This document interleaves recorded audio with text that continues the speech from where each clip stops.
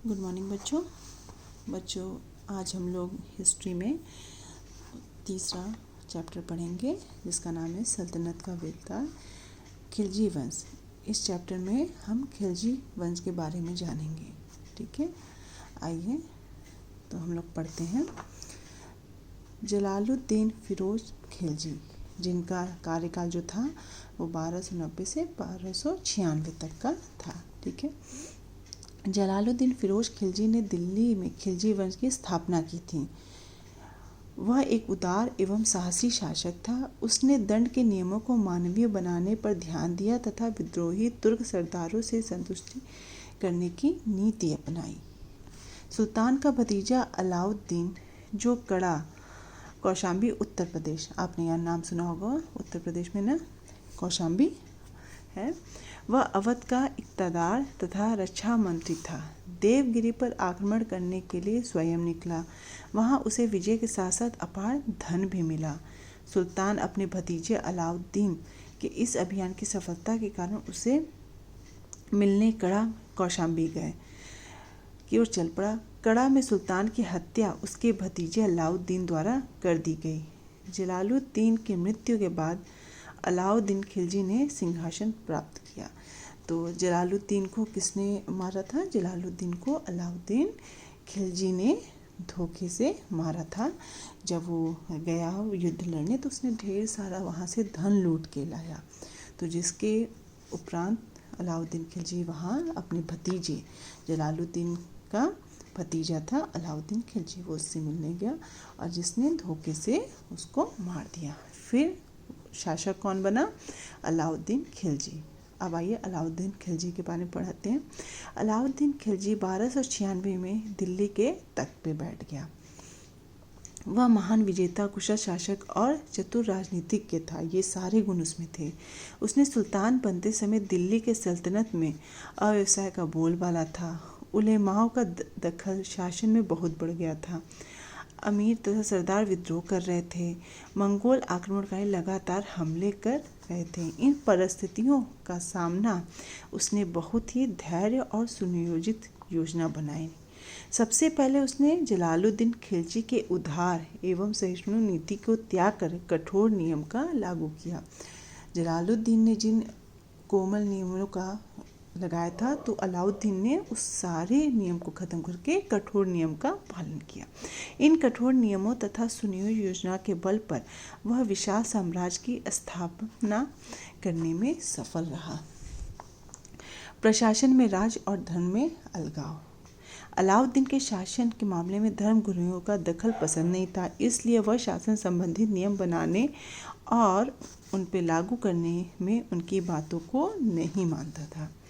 अब उसने फिर सैनिक सुधार में क्या किया, आइए देखते हैं। अलाउद्दीन खिलजी की विजय का श्रेय उसकी सुसंगठित सेना को जाता है। किसी भी अगर कोई भी बच्चे राजा हो तो उसका सारा क्रेडिट या सारा जो उसका श्रेय जिसको जाता है वो है उसकी सेना को। तो उसी तरह अलाउद्दीन खिलजी की भी सेना को सारा श्रेय जाता है। अलाउद्दीन ने एक विशाल अस्थायी सेना का संगठन भी किया। उसकी सेना में 4,75,000 सैनिक थे। ठीक, सैनिकों की नियुक्ति उनकी घुड़सवारी, शास्त्र चलाने की योग्यता के आधार पर की जाती थी। सैनिकों में हुलिया का एक पूरा विवरण रखा जाता था। सैनिक नगद वेतन की देने की प्रणाली में अपनाई गई और घोड़े पर दाग लगाने की व्यवस्था भी प्रारंभ की गई। सैनिक व्यवस्थित साम्राज्य की सुरक्षा के लिए उसके अनेक नए किलों का निर्माण कराया, तब पुराने किलों की मरम्मत कराई। इन किलों में रसद आपूर्ति की पूरी व्यवस्था की। उसने सबसे पहले क्या किया, अपनी सेना को उसमें जो कमी थी उसने वो पूरी की। उसमें घुड़सवार थे उनकी लेकिन जो घुड़सवार थे वो उनकी योग्यता पे ही वो होते थे। साथ में उसने नगद वेतन का आयोजित किया कि नगद वेतन दिया जाता था। प्लस क्या था बच्चों कि जितने भी पुराने किले थे सब ने उसमें मरम्मत करवाई। ठीक है, अब आता है उसका राज्य विस्तार। सुल्तान बनने के बाद अलाउद्दीन ने अपने साम्राज्य का विस्तार करना चाहा। इस उद्देश्य में उसको पूरा करने के लिए उसने गुजरात, रणथंभौर, चित्तौड़, उज्जैन, मांडू, धार तथा चंदेरी के राजपूतों और राजाओं को हराकर उनके राज्य पर अधिकार के लिए। सारे राज्य को अलाउद्दीन खिलजी द्वारा जीता गया। ठीक है। अलाउद्दीन के ने सेनापति मलिक काफूर ने दक्षिण भारत के देवगिरी, तेलंगाना और होयसल राज्यों पर विजय प्राप्त की और उन्हें सुल्तान की अधीनता स्वीकार करने के लिए विवश किया। इस शासक को इस शर्त पे अपने राज्य के शासन करने दिया गया कि वो सुल्तान को कर देते रहेंगे और उसकी अधीनता को स्वीकार करेंगे। ठीक है बच्चों। फिर क्या आता है, अमीरों तथा सरदारों पे नियंत्रण। उसने अमीरों और सरदारों पे किस प्रकार नियंत्रण रखा। अलाउद्दीन का मानना था कि दावतों तथा उत्सवों में मिलने वाली अमीरों और सरदारों की निकटता तथा आत्मीयता बढ़ती है, जिसमें सुल्तान के प्रति षड्यंत्र एवं विद्रोह करने का अवसर मिलता है। अतः विद्रोही को रोकने के लिए अलाउद्दीन खिलजी ने दरबार के अमीरों तथा सरदारों पर कठोर प्रतिबंध लगा दिए, मतलब उन पे रोक लगा दी गई थी।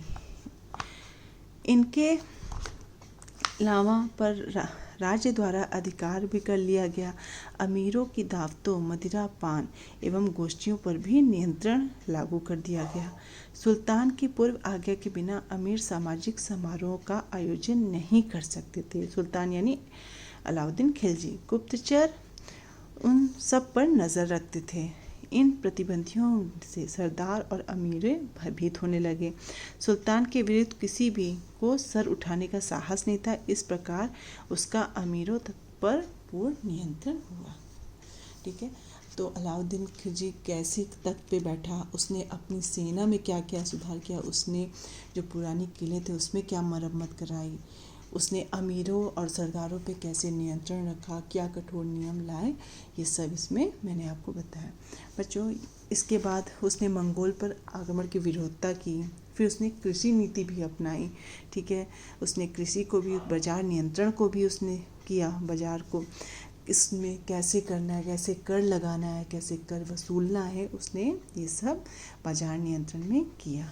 ठीक है बच्चों, ये आप पढ़ लीजिएगा और ये आता है आपका क्वेश्चन आंसर। बच्चों, शब्दावली आप कर लीजिएगा। ये आपको शब्दावली करना है, ये आपका होमवर्क है। ठीक है। अब आते हैं हम लोग क्वेश्चन पे। ठीक है। पहला क्वेश्चन है, जलालुद्दीन फिरोज खिलजी के बाद दिल्ली का सुल्तान कौन बना।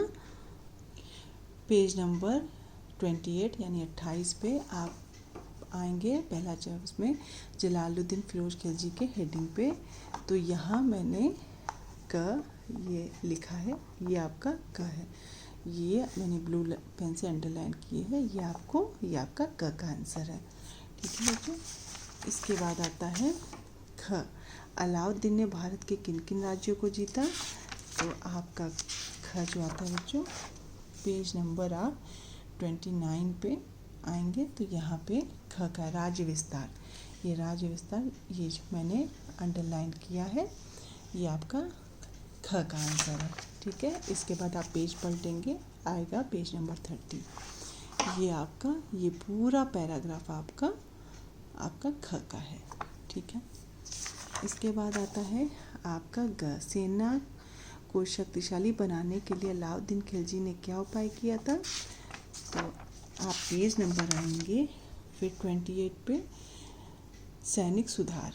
ठीक है। तो उसने क्या क्या, अभी मैंने आपको पढ़ाया कि उसने सैनिक सुधार के लिए क्या था, घुड़सवारी करवाई, और घुड़सवारी वहीं उनकी योग्यता पर होती थी, अपने नकदी देता था उसने अपने सैनिकों को। तो ये आपका ग का आंसर यहाँ से ये पूरा पैराग्राफ है। और फिर आप पेज नंबर 29 पे आएंगे, तो यहाँ से लेके यहाँ तक है आपका। इस कुछ आंसर आपका इस पे है और फिर इस पेज पे है। ठीक है। फिर आता है, अलाउद्दीन खिलजी ने वस्तु के मूल्य को क्यों निश्चित किया। ये आपका घ आता है। पेज नंबर बच्चों आप आएंगे 30 पे, तो ये आप हेडिंग देंगे बाजार नियंत्रण। ये आपका यहाँ से आपका सेकंड से आप लें या शुरू होता है। उसने दैनिक आवश्यकताओं की वस्तुओं के मूल्य निश्चित कर दिए, जिससे निश्चित वेतन पाने वाले सैनिक भी निर्वाह कर सकें। ये आपका घ का आंसर है। इसके बाद आता है आपका अंग। अमीरों तथा सरदारों को अलाउद्दीन खिलजी ने कैसे नियंत्रण किया? तो आपका अंग पेज नंबर 30 पे आता है। पेज नंबर 30 पे ये आपको लिखना है इसमें, क्योंकि पूरा उसने बताया है कि अमीरों और सरदारों में कैसे उन्होंने कितने कठोरता के नियम लगा दिए। कोई भी उत्सव हो या कोई भी दावत हो तो उसमें उनका जाना मना हो गया। तो ये आपका अंग का आंसर है। ठीक है। इसके बाद आते हैं सही कथन के सामने सही और गलत के सामने गलत का चिन्ह लगाएं। तो पहला है खिलजी वंश के संस्थापक अलाउद्दीन खिलजी था, सही है। दूसरा है मलिक काफूर अलाउद्दीन का सेनापति था, ये भी सही है। खराज यानी लगान निश्चित करने के लिए भूमि को गज से नापा जाता था, ये सही है। अमीर खुसरो को जलालुद्दीन फिरोज के दरबार का प्रमुख विद्वान था, ये गलत है। फिर आइए रिक्त स्थान की पूर्ति करते। जलालुद्दीन फिरोज खिलजी 1290 ईस्वी में दिल्ली का सुल्तान बना। मलिक काफूर ने दक्षिण के 3 राज्यों देवगिरी, तेलंगाना, हायसल पर विजय प्राप्त की। फिर ग आता है अलाई दरवाज़ा का निर्माण अलाउद्दीन खिलजी ने दिल्ली में कराया था। फिर आपका घ आता है अलाउद्दीन खिलजी ने सन 1296 से 1316 ईस्वी तक शासन किया। बच्चों ये आपका हिस्ट्री का 3rd चैप्टर का क्वेश्चन आंसर है, इसको कर लीजिए। मैं इसकी फ़ोटो भी भेजूँगी। तो आपको सारा काम अपने फेयर कॉपी पे साफ साफ करना है। अगर इसमें कोई ऐसा क्वेश्चन हो जो आपको नहीं समझ में आ रहा है तो आप मुझसे पूछ सकते हैं।